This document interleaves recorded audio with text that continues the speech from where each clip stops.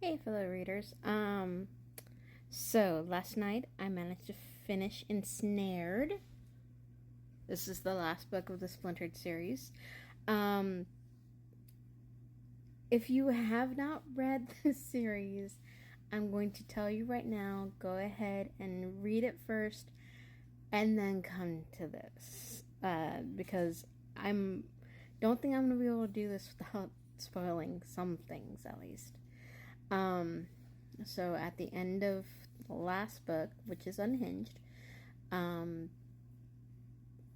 not Jace, I'm sorry, Jeb, my brain just, I was researching something, sorry.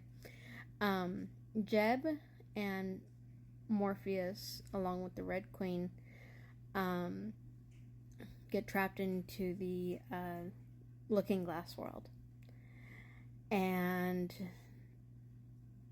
so it caused Alyssa to basically have to sit there and think, and so she kind of pretends to be crazy, so she can get her dad, who has been to the Looking Glass world. Told you I'm gonna have to do some spoilers in this. Her dad's been in the Looking Glass world before, so she has to get her dad's memory back, so that way he can travel through the Looking Glass world, and they can figure out how to get through, to save Morpheus and Jeb. So he figures it out. He finally realizes that he's actually a knight who's supposed to protect the Looking Glass world, and he takes her, and you kind of, in the Looking Glass world, you get a lot more information about Jeb, about his past. He was an abused kid. He, had a very abusive father, and you just kind of see that he still hadn't dealt with that yet, and you get to see him deal with that a little bit more. You get to see how Alyssa reacts to this. You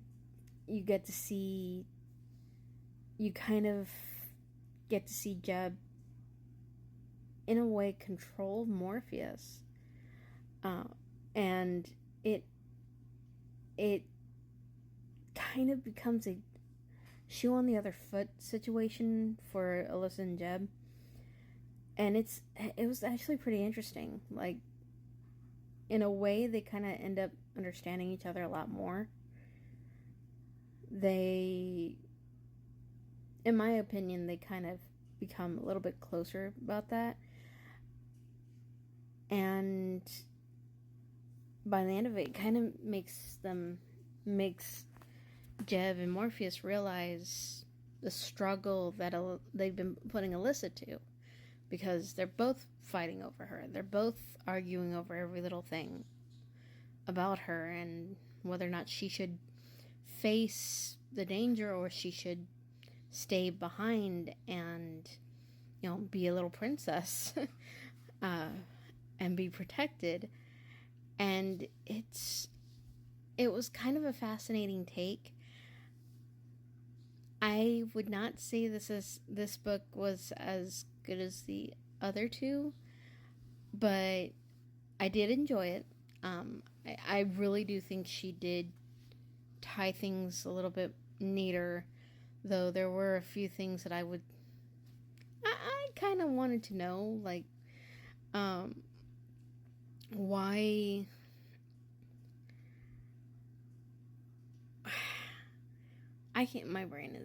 I'm tired, guys. I can't think today.